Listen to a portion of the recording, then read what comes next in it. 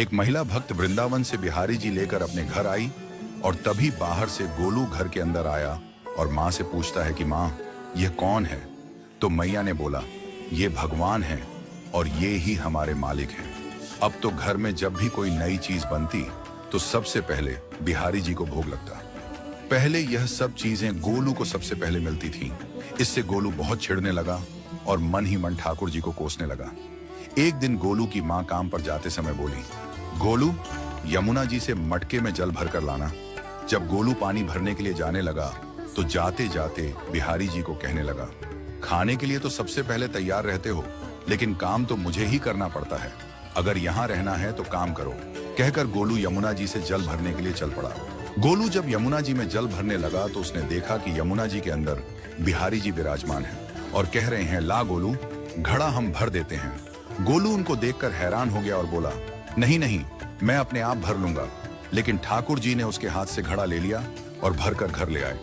गोलू घर आकर डर रहा था कि अगर माँ को पता लगा कि मैंने ठाकुर जी से काम करवाया है तो आज मेरी पक्की पिटाई होगी।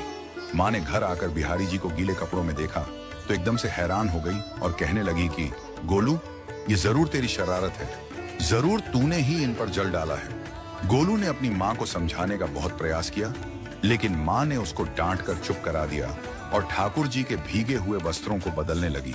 अगले दिन जब माँ ने गोलू को अनाज पिसवाने का काम दिया तो बिहारी जी फिर अनाज का कनस्तर ले आए और माँ को ठाकुर जी के वस्त्रों के ऊपर सूखा आटा पड़ा मिला। तो माँ ने फिर गोलू को डांटा कि तुझे पता नहीं कि ये हमारे भगवान हैं और तू भगवान के साथ शरारत करता है। आज तूने फिर इनके ऊपर आटा फेंका है। तो गोलू शपथ लेकर कहने लगा, नहीं माँ, मैंने कोई शरारत नहीं करी है। ये तो मेरे हाथ से गेहूं का कनस्तर लेकर खुद पिसवा कर आए हैं। गोलू की माँ आज बहुत गुस्सा हुई। अगले दिन फिर माँ बोली, बेटा गोलू, आज तुम्हारे बाबा बाहर गांव से वापस लौट आएंगे। बस आज का ही काम है, तुम जंगल से थोड़ी लकड़ियां ले आना। गोलू फिर डर गया, कहीं ठाकुर जी फिर मेरे पीछे ना आ जाएं। गोलू ने माँ को बोला कि मैं चला तो जाऊंगा, लेकिन बिहारी जी को समझा लो, वो मेरे पीछे ना आई। उसकी माँ हंसकर बोली, हाँ हाँ समझा दूंगी, तुम जाओ तो सही। गोलू जल्दी जल्दी लकड़ियां लेने जंगल में चला गया और माँ काम पर चली गई। लेकिन उस दिन माँ काम से जल्दी वापस आ गई और देखा बिहारी जी अपनी चौकी पर विराजमान नहीं है।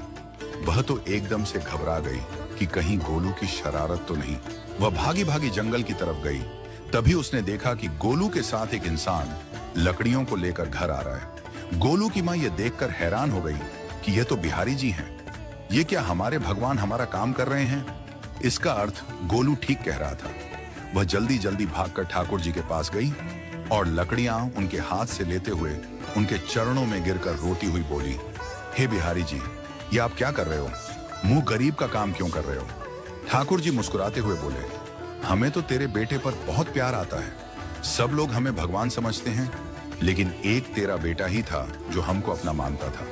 अपना मानकर वो हमें डांट भी देता था, हमारे साथ गुस्सा भी करता था, और जो हमें एक बार अपना मान लेता है तो हम उसके मान के लिए उसके ही हो जाते हैं।